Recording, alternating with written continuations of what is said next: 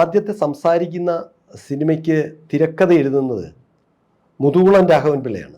മുതുകുളം രാഘവൻ പിള്ള അതുല്യ പ്രതിഭയാണ്. ഇപ്പം മുതുകുളം ഓണാട്ടുകരയുടെ ഒരു സാംസ്കാരിക സ്ഥിരാകേന്ദ്രമാണ് മുതുകുളം എന്ന് പറയുന്നത്.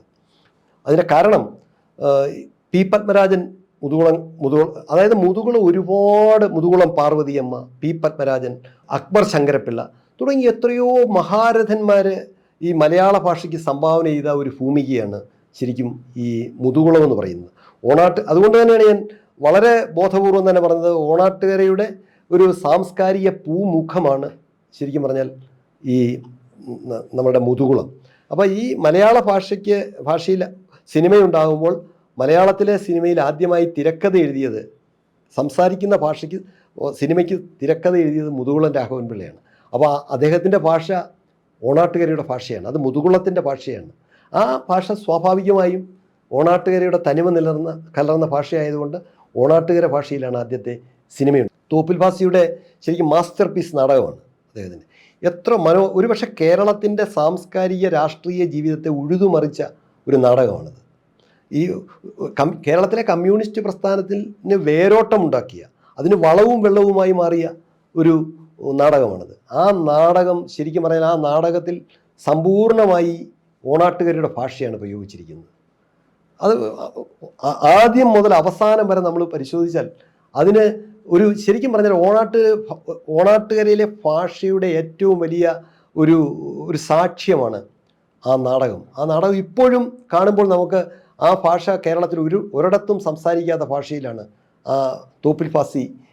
മാത്രമല്ല എത്രയോ ഈ നമ്മുടെ പഴഞ്ചൊല്ലുകൾ, ഇപ്പോൾ ഒരു 10 മിനിറ്റ് കൊണ്ട് നമുക്കൊരു കാര്യം പറഞ്ഞ് അവതരിപ്പിക്കേണ്ട സ്ഥാനത്ത് തോപ്പിൽ ഭാസി അദ്ദേഹം ഒരു പഴഞ്ചൊല്ലു കൊണ്ട് ആ 10 മിനിറ്റ് സമയത്തെ അവിടെ ഉപയോഗപ്പെടുത്തുകയാണ്.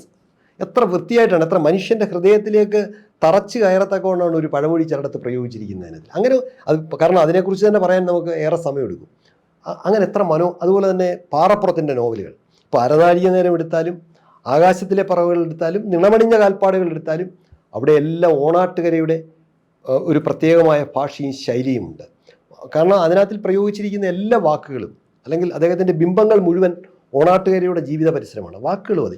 അനന്ന വെള്ളം, അദ്ദേഹത്തിൻ്റെ ഏത് കൃതി എടുത്ത് വായിച്ചാലും നമുക്കത് അനന്ന വെള്ളം എന്ന് പറയുന്ന ഒരു പ്രയോഗമുണ്ട്. എന്താണ്, നമ്മൾ കഞ്ഞിവെള്ളം എന്ന് പറയുന്നതിന് പകരം അദ്ദേഹം അതിനകത്ത് പലയിടത്തും കഞ്ഞിവെള്ളത്തിന് പകരമായിട്ട് പ്രയോഗിച്ചിട്ടുണ്ട് അനന്ന വെള്ളമെന്ന്. NP ചെല്ലപ്പൻ നായർ ക്ഷീരബല സഹചരാതി കഷായം എന്ന് പറയുന്ന അദ്ദേഹത്തിൻ്റെ ഒരു നാടകം മതി.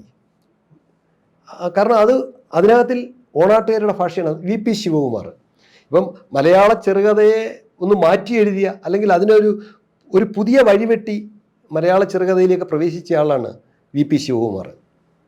ഇപ്പോഴും നമുക്ക് അദ്ദേഹത്തിൻ്റെ ചെറുകഥകൾ വായിക്കുമ്പോൾ ഇപ്പോൾ അളിയൻ കഥകളൊക്കെ നമ്മുടെ മനസ്സിൽ ഇപ്പോഴും ബാക്കി നിൽക്കുകയാണ്. അതിലെല്ലാം ഓണാട്ടുകരയിലെ വാക്കുകളും പ്രയോഗങ്ങളുമാണ് കൂടുതലും കടന്നു വരുന്നത്. ഇങ്ങനെ അതുപോലെ ശിവരാമൻ ചെറിയനാട്.